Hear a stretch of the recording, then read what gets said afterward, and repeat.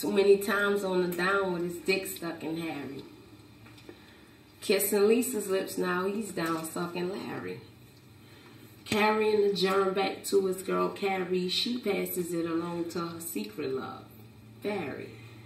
Now, Barry barely knows her, but he likes to hit it raw. She's the best he ever had, finest he ever saw.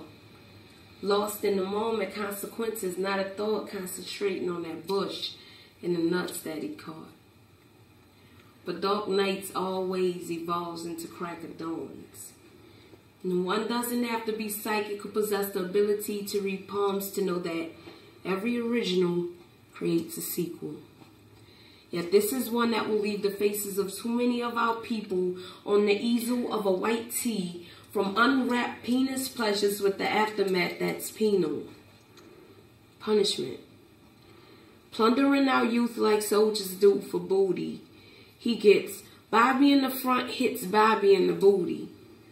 Yet she's unaware that he has this fixation, this fascination with male-on-male penetration. So without hesitation, she agrees to relations with limited limitations, yet to her devastation, there's no vaccination or medication to prevent or cure this virus he transmits.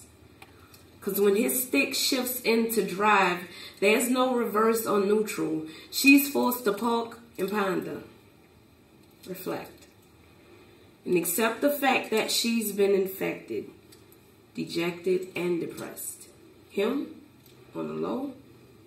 Nah, she never would have guessed. Impressed with his swagger. So getting at him is all that really mattered, but now ladder has bloomed. And she realizes that thing that she assumed was wrong. And as long as she exists, this will be a part of her existence. And all because of her inability to resist him, she now has a disease that lowers her resistance. And isn't that ironic? Don't you think? She begins to further sink into despair. So she said a prayer to remove the negative thoughts, retested, but that positive is still there. Angry and scared, she no longer cares about the next man. So now her plan is to bite all she can with this bug. And so far, Paul, Mark, Michael, and Quentin have all been bitten. Mommy's on a roll and she ain't quitting. She's now the judge giving niggas a life sentence. More like death row. See, that conscience be hollering in a condom, but niggas, they get death though. All he can hear is her whispering, give it to me in his ear. So he adheres with little fears, just strong desires, because he believes Shorty got that fire. And guess what? He's right. And after tonight, he will definitely feel the burn. Yet he yearned for that pink cookie, no plastic bag, being crushed by his building. Feeling her insides penetrating her deep. She just couldn't seem to keep her hands off him. 9 months later, he can't keep from coughing. Scoffing at the signs, no, it's gotta be a cold, but he's running fever, got chills, hot and cold.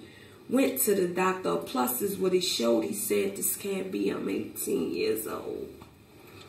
As if age really care about your age. Now homie's in the rage, too hot to gauge, he's steaming.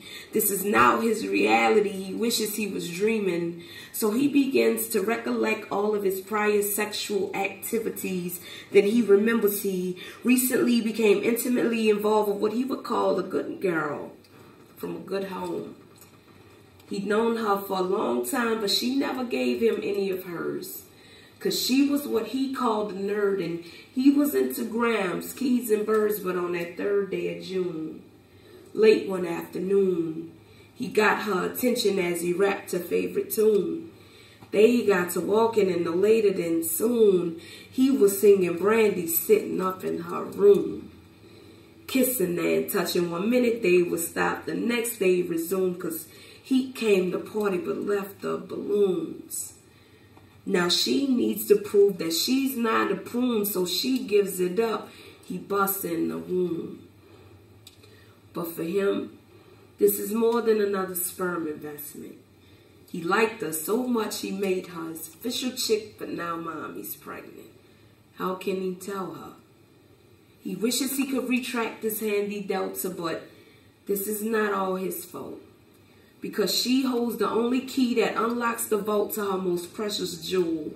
Yet she allowed her emotions to rule and came to a foolish conclusion.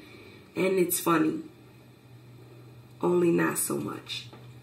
Her biggest concern was him going back and telling the guys, well, surprise. You're not only expecting, but your life expectancy has been reduced.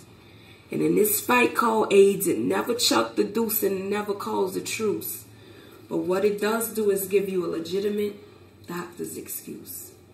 See, unprotected, promiscuous sex is like self-inflicted abuse.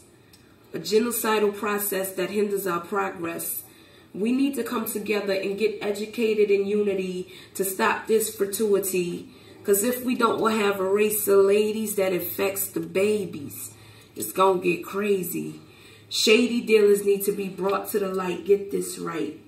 There's no eraser to remove the word infected from your vaginal walls once it's been graffitied with polluted semen. Tattooed for life. Be wise. And guys, think about this. Is a big old ghetto booty and nice big thighs really worth your premature demise? I reprise. Be honest. Be cautious. Be wise. Right?